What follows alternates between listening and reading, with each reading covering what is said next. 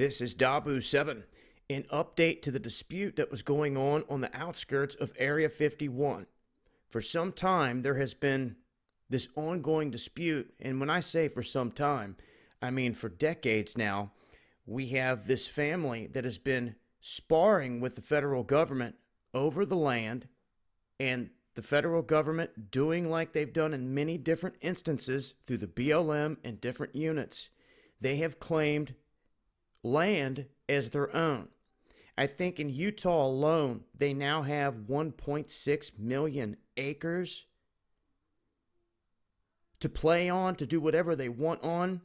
And oftentimes, they come through with a low amount. They lowball the people that they're trying to buy out.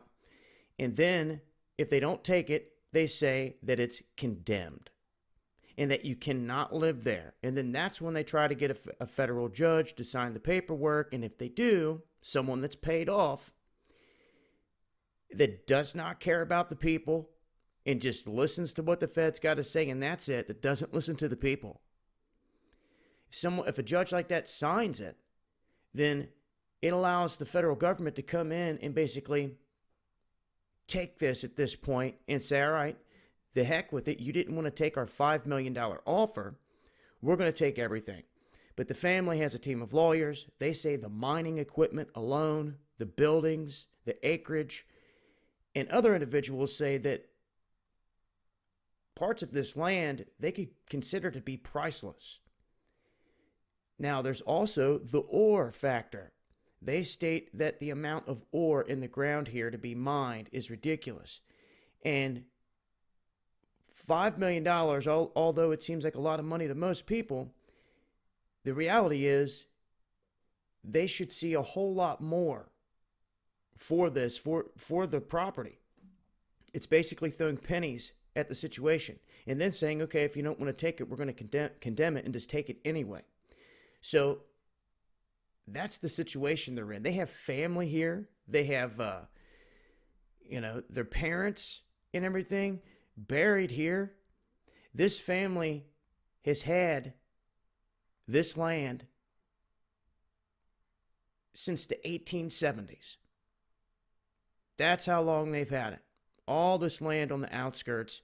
And they've had to deal with munitions dumps on their property, the fallout from nuclear tests done above ground decades ago that drifted onto their property. And now this is where the situation sits.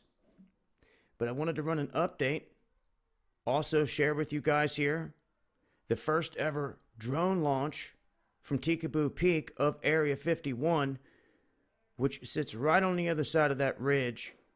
And this is the closest point to Area 51 that you can get to as of right now.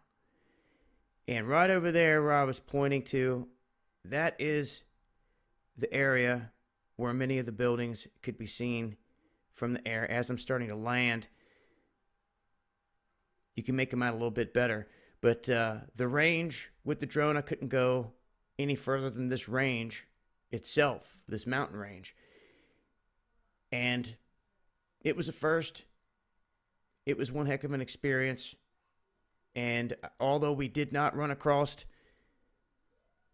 the guys in the white vehicles, the camo dudes, it was a hell of an experience. And here's some footage as well of up close from the top of that peak, zoomed in, that we got. This has been Dabu7. Much love.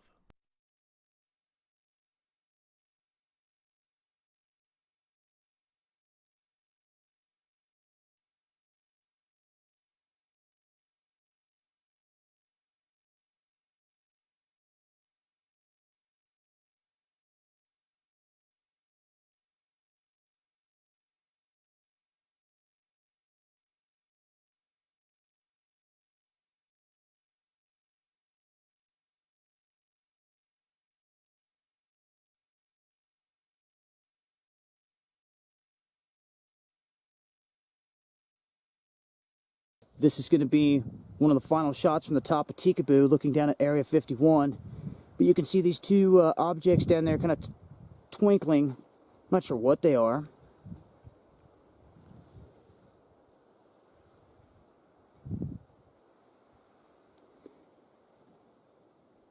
And they're right outside of that southern hangar. This is the newest hangar that I did a video on that was completed in 2014. This is the first footage and photographs of it. All the rest was satellite images, and even Google Earth had scrubbed this from their images.